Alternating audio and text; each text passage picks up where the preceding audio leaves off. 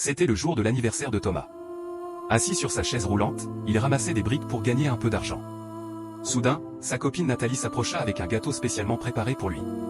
Thomas, malgré sa difficulté à se mouvoir, fit l'effort de tendre les mains pour recevoir le gâteau. Mais à peine l'avait-il pris qu'une amie de Nathalie éclata de rire.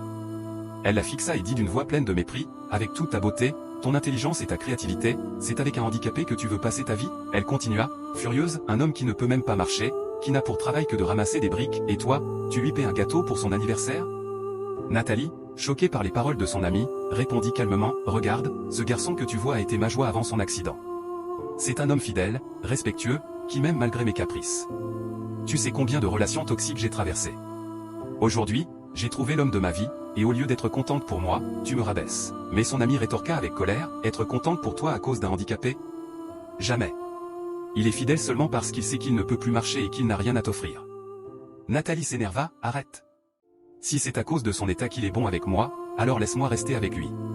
Car moi, je l'aime comme il est. » Thomas, silencieux, observait toute la scène depuis sa chaise roulante. L'amie, furieuse, arracha le gâteau des mains de Thomas et commença à menacer le couple, comme si c'était son argent qui avait servi à acheter ce gâteau. Alors que Nathalie tentait de la calmer, un homme bien habillé arriva. C'était soi-disant le propriétaire du chantier où travaillait Thomas. Il s'approcha et demanda sèchement ce qui se passait. Puis, fixant Nathalie, il dit avec arrogance, « Tu es venu ici pour voir ton homme. » Nathalie répondit avec assurance, « Oui. Je suis venu voir mon homme. » L'homme répliqua, surpris, « Ton homme? Celui qui ne peut même pas marcher? Regarde-toi. Tu mérites mieux que ça. Je peux te donner tout ce dont tu as besoin pour être heureuse. Viens avec moi, et je te promets que tu ne regretteras jamais. » Nathalie répondit d'une voix ferme et respectueuse, « Avec tout le respect que je vous dois, je ne peux pas accepter votre proposition. J'aime réellement mon homme. Avant même son accident, il a toujours été honnête et direct avec moi. » Les deux se séparèrent. Le prétendu propriétaire du chantier retourna à ses affaires, pendant que Nathalie tenta de rejoindre Thomas. Mais son amie jalouse lui bloqua le passage, toujours décidée à semer le doute. Après quelques minutes de tension, Nathalie réussit enfin à rejoindre son amoureux. Pourtant, son amie la suivait de près, espérant encore la détourner de lui. Soudain, le manager du chantier réapparut, tenant dans ses mains un carton soigneusement emballé.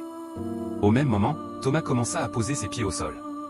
Nathalie, inquiète, s'écria, « Mon amour, qu'est-ce que tu fais ?»